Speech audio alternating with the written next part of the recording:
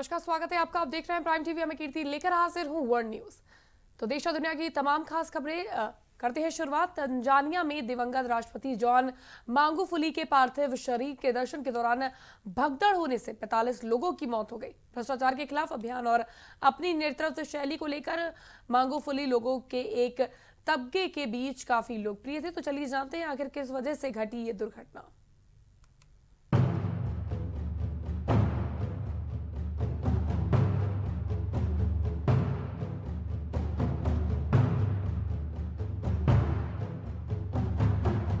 Tanzania में दिवंगत राष्ट्रपति जॉन मागुफुली के पार्थिव शरीर के दर्शन के दौरान भगदड़ होने से 45 लोगों की मौत हो गई। तंजानिया पुलिस द्वारा बीते मंगलवार को ये जानकारी दी गई। ये घटना पिछले सप्ताह हुई। भ्रष्टाचार के खिलाफ अभियान और अपनी नेतृत्व शैली को लेकर मागुफुली लोगों के एक तबके के बीच काफी लोकप्रिय थे। हालांकि विपक्षी नेताओं ने उनकी नीतियों और कोरोना वायरस महामारी को लेकर उनके रुख की आलोचना की थी। उनका पार्थिव शरीर दार एस सलाम में एक स्टेडियम में रखा गया था। शहर के पुलिस प्रमुख लजारो मंबोसा ने बताया कि पूर्व राष्ट्रपति की पार्थिव देह को देखने के लिए कुछ लोग एक दीवार पर चढ़ गए, जो अचानक से भरभरा कर ढह गई, जिसके बाद वहां पर भगदड़ मच गई और इसमें इन लोगों की मौत हो गई। सरकार के अनुसार हृदय संबंधी समस्याओं के कारण मागुफुली का निधन हो गया। हालांकि विपक्षी नेताओं का कहना है कि कोरोना वायरस से संक्रमण के कारण उनकी मृत्यु हुई।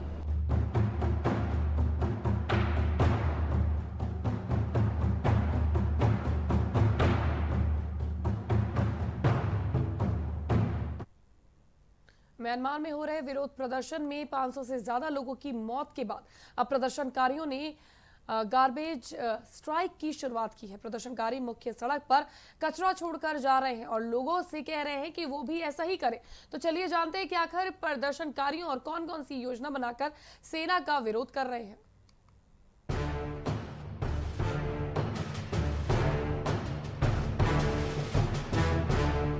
म्यांमार में हो रहे विरोध प्रदर्शनों में 500 से ज्यादा लोगों की मौत के बाद अब प्रदर्शनकारियों ने गार्बेज स्ट्राइक की शुरुआत की है।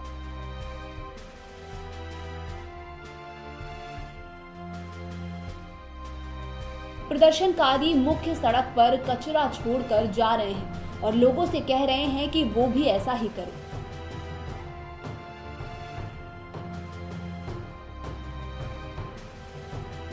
एक्टिविस्ट्स का ये विरोध प्रदर्शन सेना के खिलाफ है। 1 फरवरी से म्यांमार में सेना का शासन है, जिसका प्रदर्शनकारी विरोध कर रहे हैं।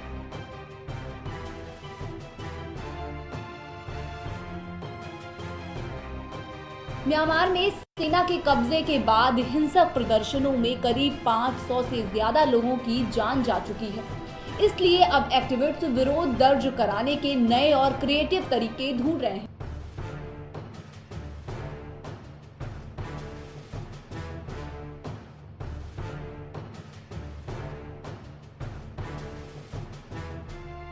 जिससे उनकी बात सुनी जा सके। अब प्रदर्शनकारी सेना के शासन के विरोध में गार्बेज स्ट्राइक कर रहे हैं और इसके तहत सड़कों पर कचरा छोड़कर जा रहे हैं। वे लोगों से भी अपील कर रहे हैं कि वो भी ऐसा ही करें।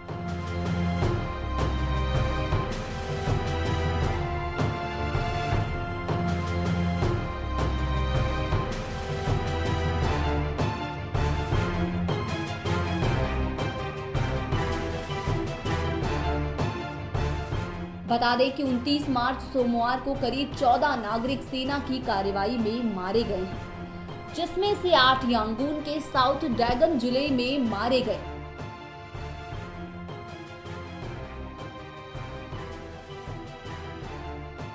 बीते सोमवार को हुई झड़प में सिक्योरिटी फोर्सेस ने प्रदर्शनकारियों पर फायरिंग की। इस दौरान प्रदर्शनकारियों ने बैरिकेड के पीछे छुपकर किसी तरह अपनी जान बचाई।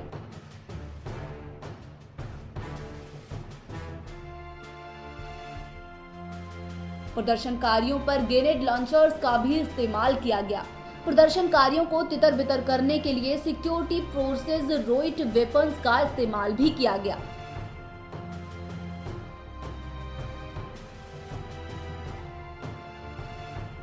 सिक्योरिटी फोर्सेज इन प्रदर्शनकारियों को हिंसक आतंकवादी बताते हैं। साउथ डैगन क्षेत्र के स्थानीय लोगों का दावा है कि सिक्योरिटी फोर्सेज ने क्षेत्र में कार्रवाई बढ़ा दी है।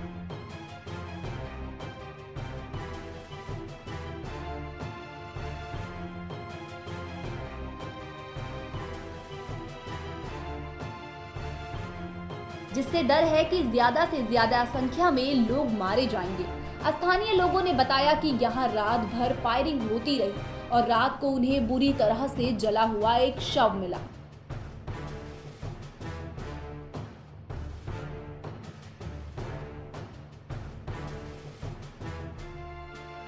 सेना के विरोध में गार्बेज स्ट्राइक का प्रचार सोशल मीडिया पर भी जोरों शोरों से किया जा रहा है और यांगून में लोगों से ये भी अपील की जा रही है कि वो खूब अच्छी तरह से कचरा फैलाएं।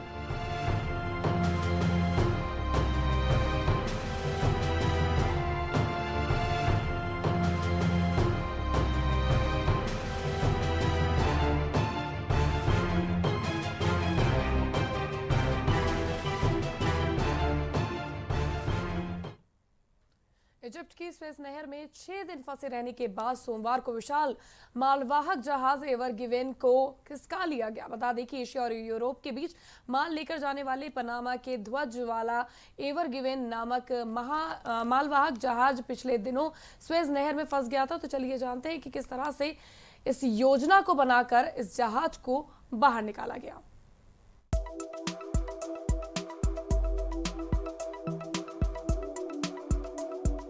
इजिप्ट की स्वेज नहर में 6 दिन फंसे रहने के बाद सोमवार को विशाल मालवाहक जहाज एवर गिवेन को खिसका लिया गया। एशिया और यूरोप के बीच माल लेकर जाने वाला पनामा के ध्वज वाला एवर गिवेन नामक मालवाहक जहाज मंगलवार को स्वेज नहर में फंस गया था।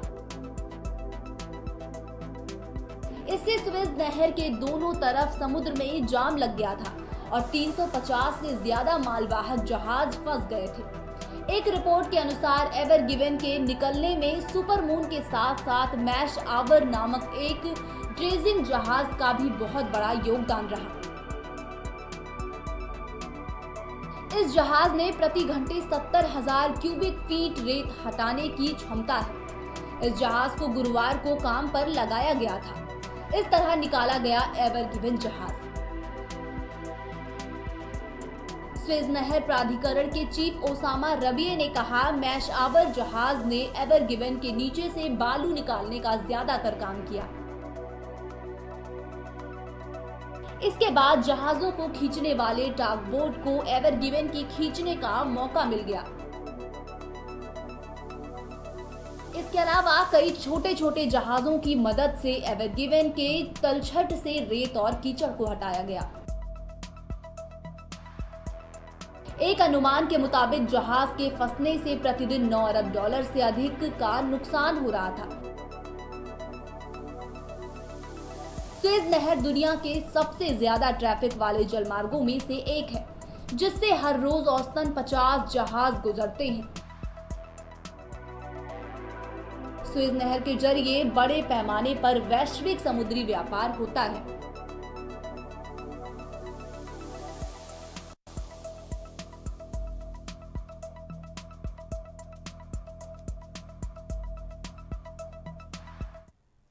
ब्रिटेन के प्रधानमंत्री बोरिस जॉनसन ने लोगों से सतर्क रहने का आग्रह किया है और साथ ही उन्होंने घर में रहने के आदेश को आधिकारिक तौर पर खत्म किया, जिससे सख्त कोविड-19 लॉकडाउन में राहत देने के पहले चरण का रास्ता प्रशस्त हुआ।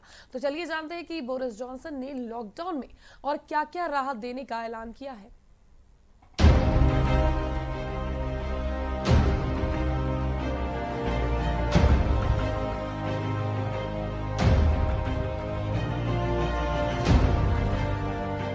ब्रिटेन के प्रधानमंत्री बोरिस जॉनसन ने लोगों से सतर्क रहने का सोमवार को आग्रह किया और साथ में उन्होंने घर में रहने के आदेश को आधिकारिक तौर पर खत्म किया, जिससे सख्त कोविड-19 लॉकडाउन में राहत देने के पहले चरण का रास्ता प्रशस्त हुआ।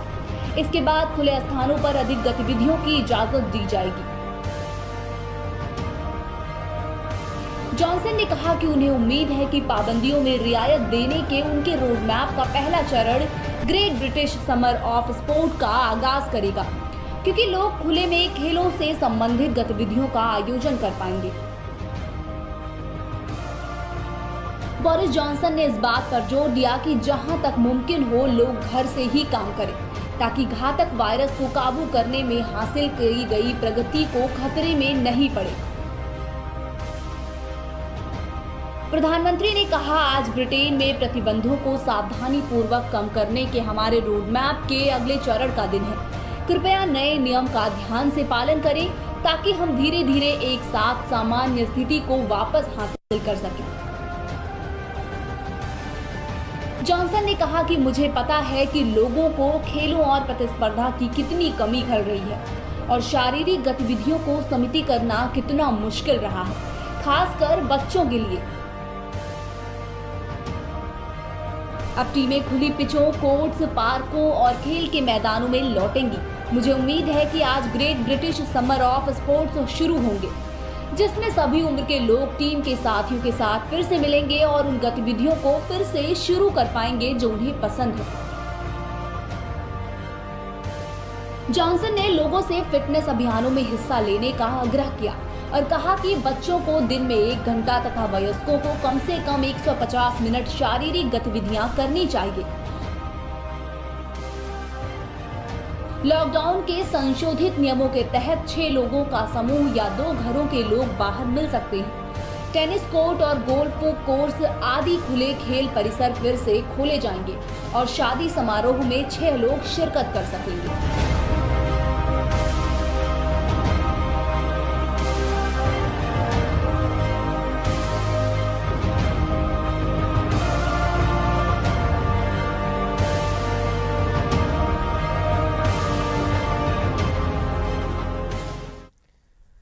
वर्ल्ड न्यूज में फिलहाल के लिए बस इतना ही। फिर हाजिर होंगे देश और दुनिया की तमाम खास खबरों के साथ। तब तक के लिए आप देखते रहिए प्राइम टीवी।